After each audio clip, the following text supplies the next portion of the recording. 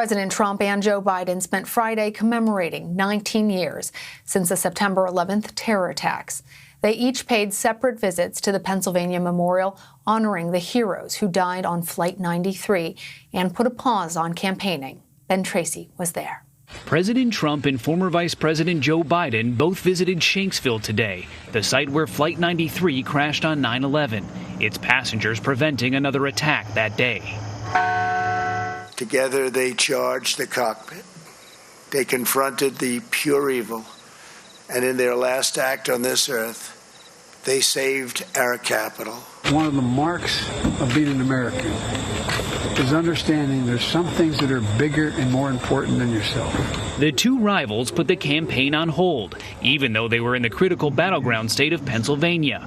Joe Biden did drop off beer at a local firehouse, and earlier at Ground Zero in New York, he met a woman who lost her son on 9/11. Lost mine. Never goes away. The former vice president and the current one, Mike Pence, shared an elbow bump, a moment of civility in the heated homestretch of the campaign. President Trump once again ignored his own administration's guidelines on coronavirus, holding a rally in Michigan Thursday with no social distancing and few masks. Mr. President, why are you still holding rallies with no social distancing and no masks? The head of the National Institutes of Health says he doesn't understand. As a scientist, I'm pretty puzzled and rather disheartened. And Dr. Anthony Fauci said he's not happy with how the president has minimized the virus. When you downplay something that is really a threat, that's not a good thing.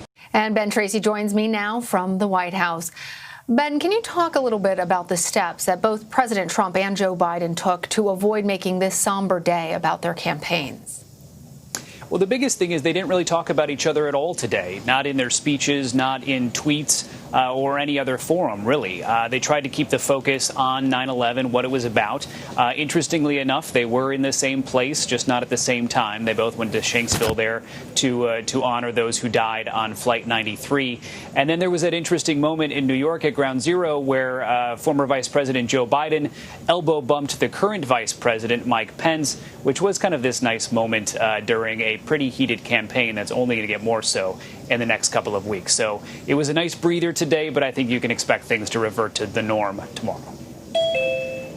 Sure, but it is nice to just remember those heroes, especially from United Flight 93.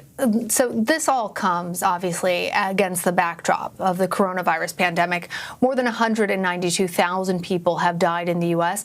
As we've been reporting this week, President Trump admitted to journalist Bob Woodward that he intentionally downplayed the severity of the virus. How's the White House continuing to defend itself, Ben? Well, the president's doing most of it, and he's doing it by downplaying the criticism. He's kind of blowing it off and saying this isn't that big of a deal. He's claiming that he did not lie to the American people, even though he is on tape saying something different than he did say from the podium here at the White House and in public many times about the severity of the virus. The president also has adopted kind of a new theory of the case, where he's saying that he's basically doing what the leaders in Britain did back in World War II, which was to tell everyone to keep calm and carry on. The president used that exact line at his rally in Michigan on Thursday night. The only difference is, Winston Churchill never pretended that the bombs weren't coming or that the invasion of the Nazis wasn't a real thing. And the president has downplayed the virus to a much greater extent. So how has the Biden campaign been reacting?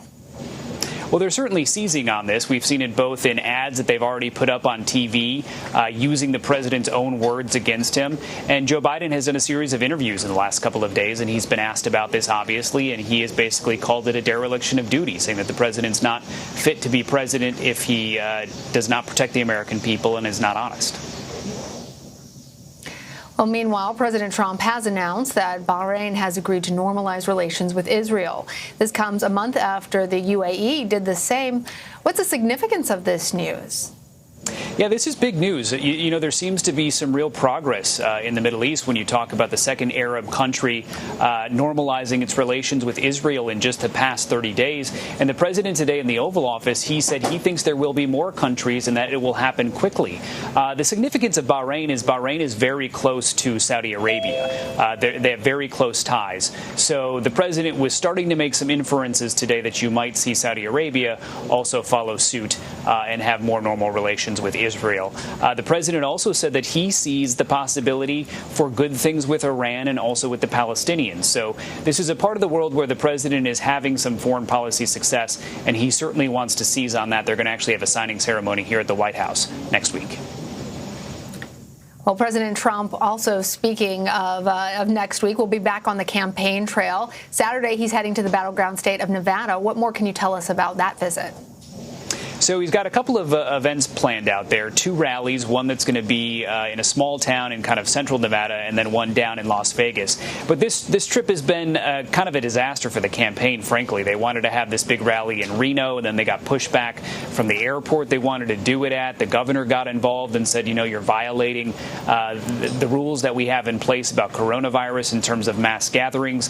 And their fears are really founded, these officials in states, state officials and local officials, because all you have to do is look at what the president did in Michigan last night, where you have thousands of people packed together, no social distancing, and hardly anyone was wearing a mask. So a lot of these states that the president wants to go visit, they're pretty concerned about these events becoming super spreader events. But the president is moving forward with his plans. He'll have 2 rallies and 2 fundraisers, and likely spend 2 nights at his Trump-branded hotel in Las Vegas. All right, Ben Tracy there at the White House. Thank you. Thanks.